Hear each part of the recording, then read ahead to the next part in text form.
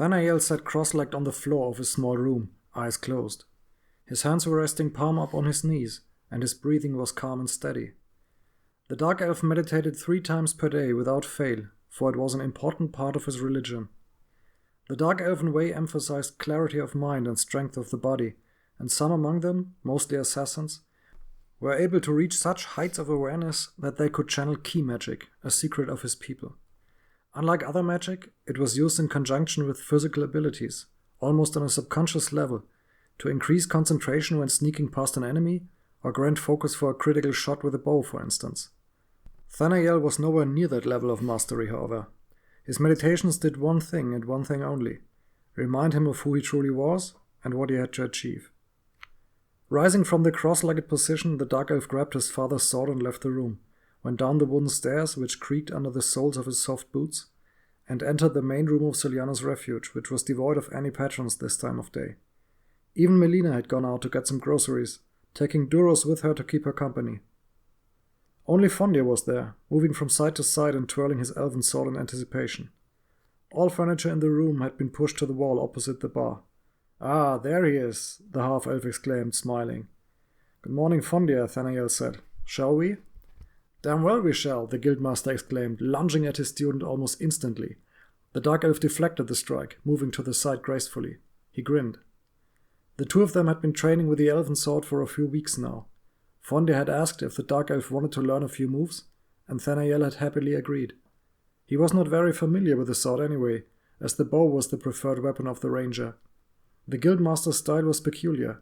It emphasized fighting with a sword in one hand while the offhand was free. A graceful style focusing on evasive movements, feints, and a balance of defensive and offensive strikes, it was a bit like fencing. The two fighters began to circle each other, swords at the ready. Fondir was a skilled combatant, his movements fluid and precise. Thanael was clearly the student rather than the master, but he had quickly adapted to his teacher's style. The clang of metal on metal echoed through the inn as the two battled back and forth. "You have learned well," Fondir said, nodding approvingly. "You no longer leave the sword hanging after a strike, providing me with an opening. Good." The half-elf struck again, and Thanael ducked out of the way instead of using his sword to block or deflect. "You have been a good teacher," the Dark Elf said with an even voice that did not betray much emotion. His use of the common language had also improved somewhat, and while his accent was unmistakable and some words came difficult, he could convey meaning well enough for full conversation. "But tell me," he said, lowering his blade. "I have been meaning to ask for a while now. Why do you trust me? Why do any of them trust me?" Thanael made an arc with his sword as if encompassing the entire room. Fondir lowered his blade as well and narrowed his eyes, but smiled. "Dark elves have a bad reputation, it is true," the half-elf agreed. "A mostly deserved one as well. But we are accustomed to them here in Cardion, and as with orcs and other fell creatures, not all of them are the same. It is important to keep an open mind." Thanael seemed to take this in, then nodded.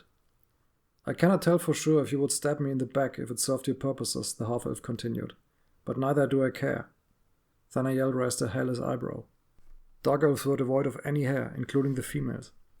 "For now, our alliance is mutually beneficial," Fondir continued, "and I know you are no friend to the powers of Cardion, that much is certain. This makes us friends, as far as I can see it." Thanael was not sure what to make of this, but the half-elf was clearly not naive. "Some guild members questioned your presence here at first. I have assuaged their fears and vouched for you personally. They understand that we need all the allies we can get." Fondir made a short pause, weighing his next words. "Just don't break Melina's heart, Dark Elf," he said in a stern voice. "For some reason, she still clings to her ideals, despite what she has been through during the conquest of Cardion." Thanael wanted to ask what exactly had happened to her, but he was cut short by his instructor. "Tell me, Thanael," Fondir said bluntly, "what are you willing to do to avenge your family?" The Dark Elf considered this, wasn't sure how to respond. He hadn't given the matter much thought, as he hadn't even been able to follow through on the only clue he had. Fondir sensed his hesitation, took a step forward and grabbed him by the arm. "Do not let anyone or anything stop you, Thanael," he said with great intensity. "Finish what you started. It is easy to give up, but if they meant so much to you, they deserve justice. They deserve vengeance." Fondir's eyes sparkled dangerously, and his fingers dug deep into Thanael's arm.